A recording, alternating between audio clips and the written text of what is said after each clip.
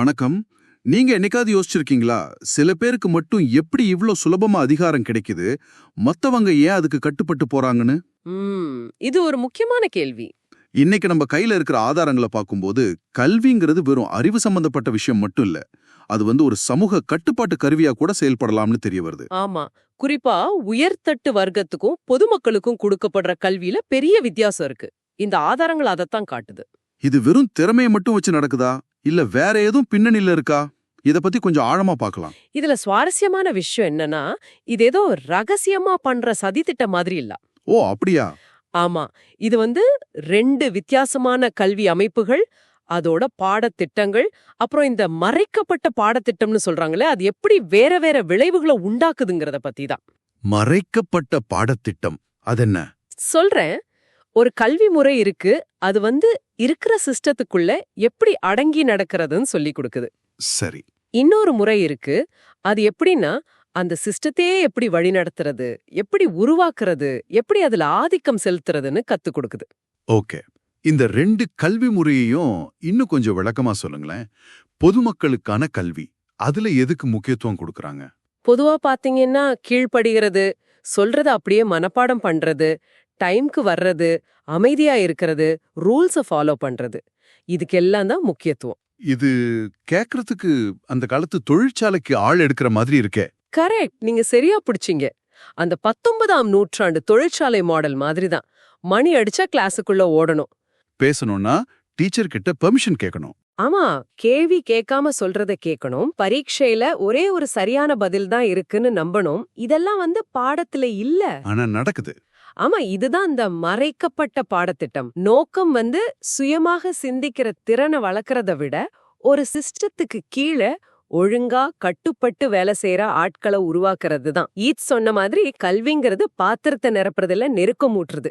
ஆனா இங்க நடக்கிறது பெரும்பாலும் முதல் வகைதான். ஆனா இதுக்கு அப்படியே ஆப்போசிட்டா உயர்தட்டு வர்க்க குழந்தைங்களுக்கு கிடைக்கிற கல்வியில தலைமைத்துவம், அப்புறம் இந்த ஸ்ட்ராட்டஜியா யோசிக்கிறது. ஆமா, வியூகம் வகுக்கிறது, தைரியமா டிபேட் பண்றது, பெரிய ஆட்களோட பழகிறது, அதாவது நெட்வொர்க்கிங், தன்னம்பிக்கை, ரிஸ்க் எடுக்கிறது, இதெல்லாம் முக்கியம்னு சொல்றாங்க இல்லையா? நிச்சயமா. அங்க மௌனமா இருக்காதே, பேசு, விவாதி அப்படிங்கிற மாதிரி ஒரு சூழல். தன்னம்பிக்கைங்கிறது அங்க தானா வராதது, சொல்லி கொடுக்கப்படுது.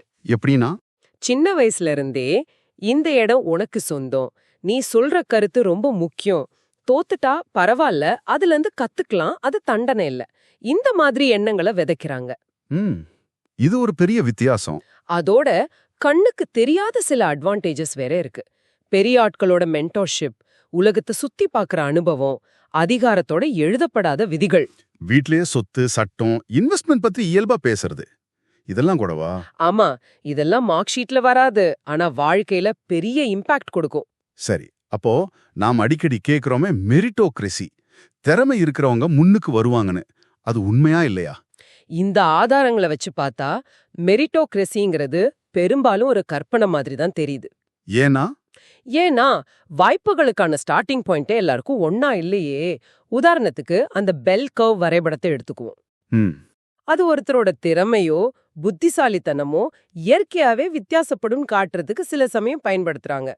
ஆனா அந்த கர்வ்ல ஒருத்தர் எங்க இருக்காருங்கிறத முடிவு பண்றது திறமை மட்டும் இல்ல, அவருக்கு கிடைச்ச வாய்ப்பு, ஆரம்பத்துல கிடைச்ச வசதிகள், இதெல்லாம் தான். அப்போ அந்த ஏற்றத்தாழ்வு இயற்கையானது இல்ல, அது கட்டமைக்கப்பட்டதுன்னு சொல்றீங்களா? ஆமா, அந்த வாய்ப்பு வித்தியாசம்தான் முக்கிய காரணம். அத இந்த பெல்கோவாட மறைச்சிடுது. இது நிஜமாவே யோசிக்க வைக்குது. சரி, இப்போ இந்த சிஸ்டம்ல நாம கத்துக்கிட்ட அந்த கட்டுப்பட்டு போற மனப்பான்மை இருக்குல்ல, அதுலேருந்து வெளியே வரணும்னா, நாமளே சுயமா யோசிச்சு செயல்படணும்னா என்ன பண்ணணும்? திரும்ப படிக்கணுமா? ஓரளவுக்கு ஆமான்னு தான் சொல்லணும். ஒரு மறு கல்வி மாதிரி. முதல்ல நாம எதுக்கெல்லாம் கட்டுப்பட பழகி இருக்கோன்னு நாமளே உணரணும். சரி. அப்புறம் ஸ்கூல்ல சொல்லி தராத அந்த மறைக்கப்பட்ட அறிவை நாம தேடி படிக்கணும். அது வெறும் புது தகவல் இல்ல. வேற என்னெல்லாம் கத்துக்கணும்? அதிகார அமைப்புகள் எப்படி வேலை செய்யுது, அதாவது சிஸ்டம்ஸ் திங்கிங், கேம் தியோரி, எப்படி பேச்சுவார்த்தை நடத்துறது, கேபிட்டல் எப்படி வேலை செய்யுது, சட்டத்தோட அடிப்படை, ஃபைனான்ஷியல் லிட்ரசி, எமோஷனல் இன்டெலிஜென்ஸ், உண்மையான லீடர்ஷிப், இதெல்லாமா? அதேதான். இதெல்லாம் புரிஞ்சுக்கிறது ரொம்ப முக்கியம்.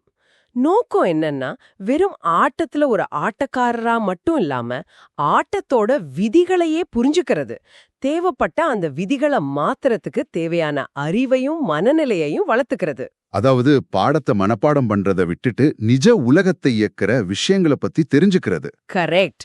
உண்மையான கற்றலுங்கிறது கேள்வி கேட்கறதுல இருக்கு, தைரியமா முயற்சி பண்றதுல இருக்கு, தப்பு பண்ணா அதுல இருந்து கத்துக்கிறதுல இருக்கு, மத்தவங்களோட சேர்ந்து வேலை செய்யறதுல இருக்கு. அது நமக்குள்ள நடக்க வேண்டிய ஒரு மாற்றம்னு சொல்றீங்க. ஆமா, அதுதான் உங்களை உண்மையிலே சுதந்திரமா ஒரு ஆற்றலோட உணர வைக்கும். அப்போ இந்த ஆதாரங்கள்ல இருந்து நாம புரிஞ்சுக்க வேண்டிய முக்கியமான விஷயம் என்னன்னா, கல்விங்கிறது எல்லாருக்கும் ஒரே மாதிரி வாய்ப்பு கொடுக்கற இடம் இல்ல. பாடத்திட்டத்துக்கு வெளியில ஒரு மறைக்கப்பட்ட உலகம் இருக்கு. அது நம்மளோட மனப்பான்மை, நம்பிக்கை, ஏன் நம்ம எதிர்காலத்தையே கூட முடிவு பண்ணுது. நிச்சயமா. அந்த உயர்தட்டு கல்விங்கிறது வெறும் பாடம் சம்பந்தப்பட்டதில்ல. அது அதிகாரம், செல்வாக்கு, சிஸ்டமை எப்படி ஹேண்டில் பண்றதுங்கிறத பத்தினது. இப்போ நீங்க யோசிச்சு பாருங்க, உங்களுக்கு கிடைச்ச கல்வியில எது உங்களை ஒரு வட்டத்துக்குள்ள வச்சது, எது உங்களுக்கு நீங்களா செயல்படுற சக்தியை கொடுத்துச்சு. இதை இன்னும் கொஞ்சம் பெரிய பார்வையில பார்த்தா, நம்மளோட பாரம்பரிய கல்வி பெரும்பாலும் நம்மள ஒரு குறிப்பிட்ட ஆட்டத்தோட விதிக்குள்ள நல்லா விளையாட பழக்குது. ஆமா. ஆனா அந்த ஆட்டக்களத்துக்கு வெளியே நின்னு அந்த ஆட்டத்தோட விதிகள் எப்படி உருவாச்சு, அது யாருக்கு சாதகமா இருக்குன்னு புரிஞ்சுக்கிறதுக்கும், தேவைப்பட்டா அந்த விதிகளை மாத்துறதுக்கும் என்ன திறமை வேணும்? நல்ல கேள்வி. ஒருவேளை இந்த மறைக்கப்பட்ட அறிவை தேடி கொஞ்சம் விழிப்போட கத்துக்கிறது தான் உண்மையான விடுதலைக்கு முதல் படியும். நீங்க என்ன நினைக்கிறீங்க? இத பத்தி யோசிச்சு பாருங்க.